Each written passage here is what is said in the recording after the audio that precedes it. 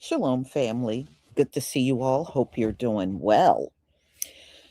So, we're going to talk about Caroline Leavitt. It seems that things have changed, but it's not quite coming out, but she's dropping a few hints. So, before we get to that, I want to show you the botanical oil deep conditioner is done, and I'm working on putting it in jars. So, it's a clear jar with a lavender lid, and I think you will like it. I think you will like the fragrance, and it smells wonderful. It really does. So, this will be out around the time of my anniversary, my second year anniversary of having 12 tribes on earth. So, I will be letting you know days in advance, when the sale will be. And this will be on sale initially, so everybody can get the brand new product at a discount. All right. So let me stop sharing. So, ladies and gentlemen, she was recently interviewed, Caroline Leavitt. And, she is pregnant by her Geritol husband.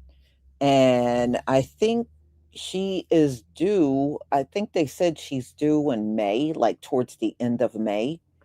So yes, so she's pregnant by her grandfather husband. And so I would imagine she would be leaving soon anyway. Now, whether this maternity leave or permanent leave, that is the question. But she announced she is no longer part of the Trump administration team. So what does that mean? Did you get demoted? She's going to have to leave because she's almost at the end of her pregnancy. So, but things look like it's about to change. Now, it was maybe about a week or so. Donald Trump did an interview from the Oval Office and said she's doing a terrible job. That's what he said. He said she was doing a terrible job. And it's a pattern of him getting rid of women. So we already seen, the DOJ, Pam Bondi is gone. Christy Noem got some little dinky position. He threw her in and took her out of her position. And now Caroline Leavitt, she got pushed out of the inner circle of Donald Trump. Yeah, I might say that's quite a sign right there that she may not be around too much longer. So, y'all, let me go ahead and share my screen. And so you can hear this directly from her. Please give me a 1 if you can see my screen.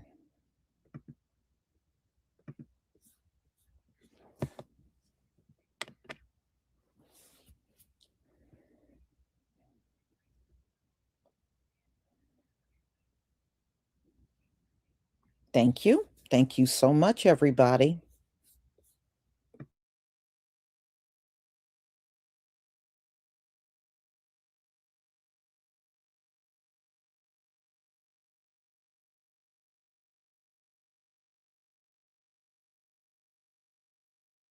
That's a question that's political by nature. As you know, I'm not part of the president's political team anymore. I do sit here at the White House as a government employee.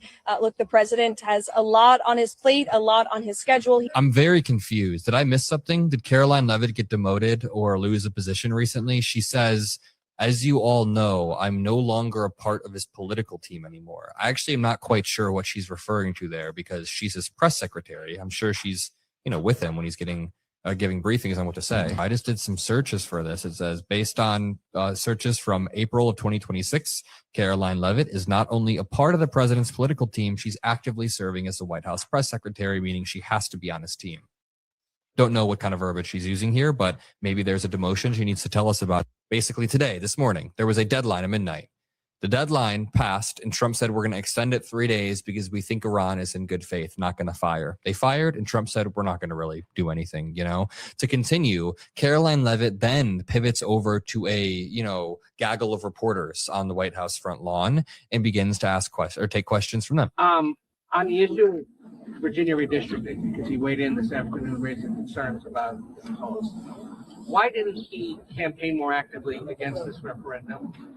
Why not spend time on Truth Social encouraging people to vote no before the vote, then raise concerns after? Really good question. If you couldn't hear, he said, why is the president melting down on Truth Social about a rigged election after it happened when he didn't even really post about the election? He didn't post once about the election before it happened. How come he's just melting down after the fact? That's a question that's political by nature. As you know, I'm not part of the president's political team anymore. I do sit here at the White House as a government employee. Look, the president has a lot on his plate, a lot on his schedule. He did host a telephone call prior to the election the night before, but he's made his position on the results of this election clear to all of us. I'm very confused. Did I miss something? Did Karoline Leavitt get demoted or lose a position recently? She says, as you all know, I'm no longer a part of his political team anymore. I actually am not quite sure what she's referring to there because she's his press secretary. I'm sure she's, with him when he's giving briefings on what to say. That's a question that's political by nature. As you know, I'm not part of the president's political team anymore. I do sit here at the White House as a government employee. What? You're not a part of his political team anymore. I just did some searches for this. It says based on searches from April of 2026, Karoline Leavitt is not only a part of the and I know I've gotten emails. People are sick of me talking about Iran and talking about international issues when we have a lot of problems at home. I get it, but this is very, very important stuff, and we're going to continue to push back against these lies. I love you all. I'll see you in the next video. Peace out. Karoline Leavitt says she's no longer part of Trump's political team. That's a question that's political by nature. As you know, I'm not part of the president's political team anymore. Now, granted, I haven't seen all of her press conferences, but I have seen quite a few, and I've never seen her answer this way. What do you think? On the issue of Virginia redistricting, he weighed in this afternoon raising concerns about the polls. Why didn't he campaign more actively against this referendum? Why not spend time on Truth Social encouraging people to vote no before the vote, then raise concerns after? That's a question that's political by nature. As you know, I'm not part of the president's political team anymore. I do sit here at the White House as a government employee. Look, the president has. Also, what question might anyone have for the office of the president that isn't political in nature? Karoline Leavitt's job is looking shaky after she told reporters she is no longer part of the president's political team. During a White House briefing yesterday, Leavitt was asked a question about why Trump didn't campaign harder against the Virginia redistricting bill. She responded by saying, "That's a question that's political by nature. As you know, I'm not part of the president's political team anymore." Leavitt has previously addressed politically charged questions, leading some online to believe she may be attempting to distance herself from Trump in preparation to leave her job, or treading more carefully to avoid his anger. So did Karoline Leavitt get fired? That's a question that's political by nature. As you know, I'm not part of the president's political team anymore. I do sit here at the White House as a government employee. Look, the president has a lot on his plate, a lot on his schedule. He did host a telephone call. She just said that in front of the White House. She is now just a government employee and is no longer part of Donald Trump's cabinet. Did she just get the Kristi Noem and whoever the Bondi treatment? Did Karoline Leavitt, is she the next female target on Donald Trump's little agenda here to empty out his cabinet of women because they're embarrassing him? I know everybody else got to go to a new fake position in, I believe, Brazil. But yeah, is Karoline Leavitt heading to Brazil too? Is she about to be deported with Kristi Noem and Pam Bondi? Sure does look like it. The issue is Virginia redistricting. He weighed in that that's very concerned about. Why didn't he campaign more actively against this referendum? Why not spend time on True Social encouraging people vote no before the vote, then raise concerns after? That's a question that's political by nature. As you know, I'm not part of the president's political team anymore. I do sit here at the White House as a government employee. Look, the president has a lot on his plate, a lot on his schedule. He did host a telephone call prior to the election the night before, but he's made his position on the results of this election clear. The president. On the issue of Virginia redistricting, if he weighed in this afternoon, raising concerns about why didn't he campaign?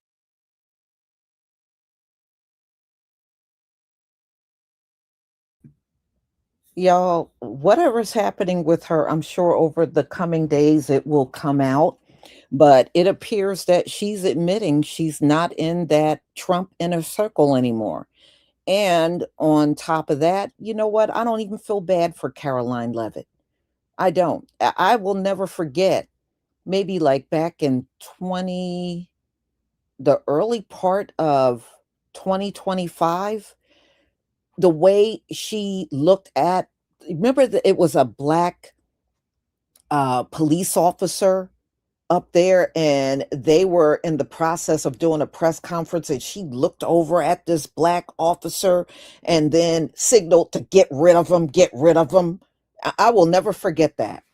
And I said, okay, this little woman is a bitch, a racist one on top of that.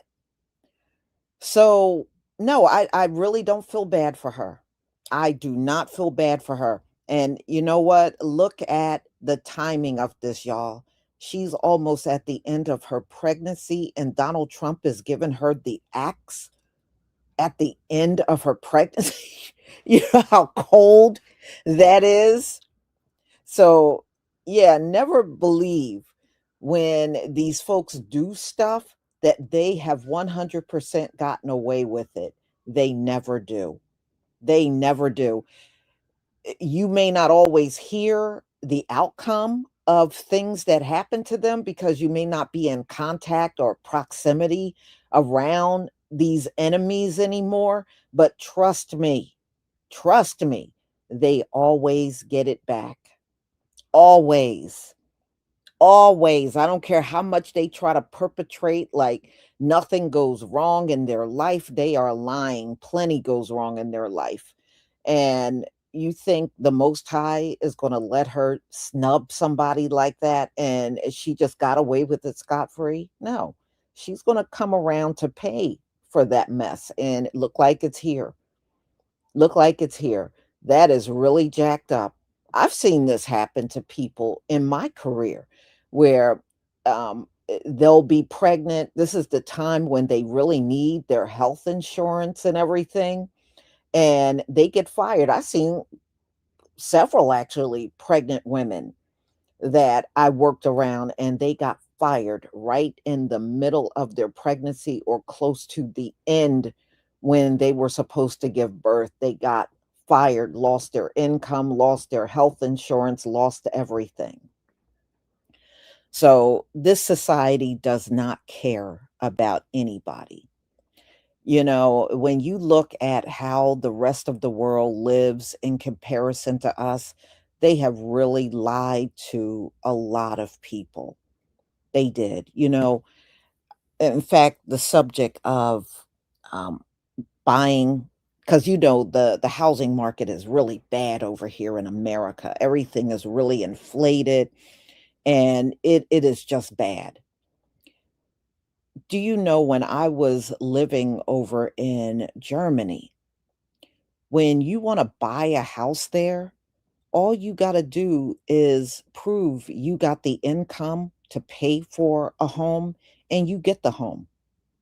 There is no credit checks. There is no verification. Only thing you got to do is verify that you got the income to pay. There is nobody running no credit checks and all that and credit scores. It's none of that. They don't go by nothing like that.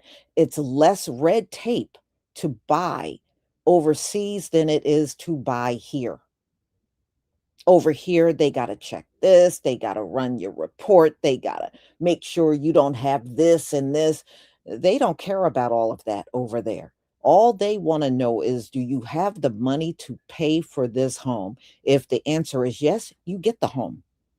You get it. It's that simple. You know, over here, it's almost like these rich people that run, because it's rich people that runs this place. They are hell-bent in keeping everybody miserable. They are. They want everybody miserable and groveling and working and being broke and barely made. That's how they want the rest of the population, while they sit at the top raking in all the money and never satisfied. Never satisfied. And America, no, it is definitely not the, it could potentially be great, but it's not going to be great as long as Gentiles are running it. It will never be great. They badly mismanage everything. And at 5, I'm going to tell y'all the real reason why Donald Trump was so hard up and desperate for this ceasefire, and why he was so desperate to make the ceasefire indefinite. There's a reason behind it, and we'll discuss that at 5:45. And I have my next live coming up at 3:45. So y'all, I will see you then. Thank you for your support and have a wonderful afternoon. Shalom, family.